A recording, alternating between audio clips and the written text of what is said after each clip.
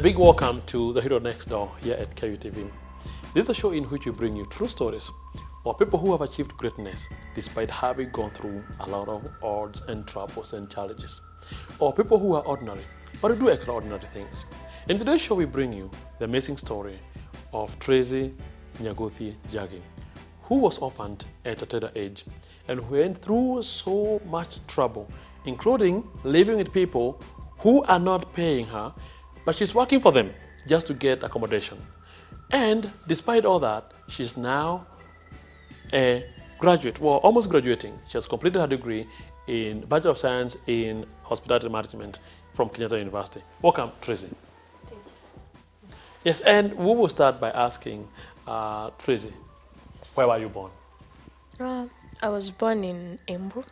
Okay. Yeah, it's in Kirinyaga County. Okay. What were your parents doing? At the time you got to know yourself, what were your parents doing? I didn't get to know much about my mom because my dad left her when she was still pregnant. So I never got to meet him. You never met him? Yes. Have you met him even today? No, I've never met So him. even today, there's a part of you that you don't know. Yes. How does that make you feel? Well, I grew up hating him and hating men in general.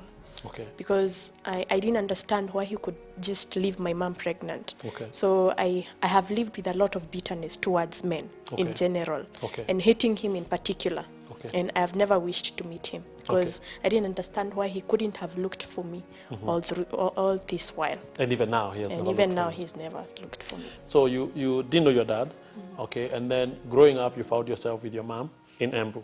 Yes. Okay, go ahead. When I was 6, when I was almost turning 6, let me just say, yes, she was taken to Embu Hospital. And they told me to remain home, so I didn't get time to go visit her or anything. I mean, that's almost 6, Yes. maybe 5 and a half, 5 and something. You can't even do much about visiting hospitals. Okay. So then she passed on. She passed on at that point. Yeah. Okay. So when she passed on, because your dad was never involved, you didn't even know him, then you became a total orphan at 6. Yes. But had your dad been there, yes, I would still have someone to. you still have someone Yes. to take care of you. Okay. Yes. How was life now moving for you from class 1 all the way class 8 primary school? How was it? So at that moment, they were still discussing on who is going to take the responsibility. My mom's sisters, my aunties, of you. yes, Who is going to take care of you? Who's going to take care of me? Then my auntie, my mom's sister, was married then to someone who was well up. Okay. So they decided to take the responsibility. So they took me at class 3, took me in their home as one of theirs. And from there, life went relatively well? Yeah, I would say life was good there. Okay. But I was still feeling the emptiness of, I needed someone whom we are related, like a brother, a sister, a mother, a father. I didn't have any of that. So you felt you have just been planted into this family, yes, and you felt like you are an outsider. An outsider, yeah. Within this family. Yeah, I had everything. Okay. You can have everything, but I still felt there was something that was missing. But I had sisters, cousins, sisters and brothers. Okay. Your cousins became sisters and brothers, of course. Yes, yeah, they became my family. So then you were not mistreated? I would say I would say I was mistreated. Okay. Yeah, there are things my auntie would do and I would be like, I wish mom was here. Wish my mother was alive. I wouldn't be going through this. Okay. Yeah, I remember there's a time she called me a thief. I was in class 8 by then. So when I came from school, she came and she called me to the kitchen and asked me and quarreled me and asked me why I've been stealing her money. I told her I have not stolen any money from you. The money, and then she asked me, that money that I found in your closet, where did it come from? I told her that money, I've been saving it. It's money that I've been given by different uncles and relatives. Yes.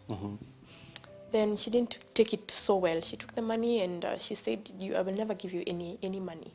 Okay. I'll never send you to the shop. I'll never, yes. So you completed class 8? Yes. Did you perform well? Yeah, I had 300 16 marks. Out so of? Out of 500. 500. So Okay. Good performance. Okay. And what high school did you go to? Kangaroo Girls. Kangaroo Girls. Okay. So, and you picked on and continued in high school? I continued. They paid my school fees also. They paid your school fees. So they were kind? They are kind. They were kind. So at Form 2, you were accused of being pregnant? Yes. How did that happen? I remember it was 26th of December 2008. Okay. Yes, and we had gone for swimming, family going out to have fun. Then on 27th, that morning, I started vomiting. And they started saying how pregnant I was. I remember hearing my auntie and one of her daughters who was younger than me by then. She was in class 8. She had just completed class 8. Okay. And they were saying I am pregnant. So I went to the doctor and they did some checkup, and it came out as malaria, severe malaria. Okay. So with time I got well.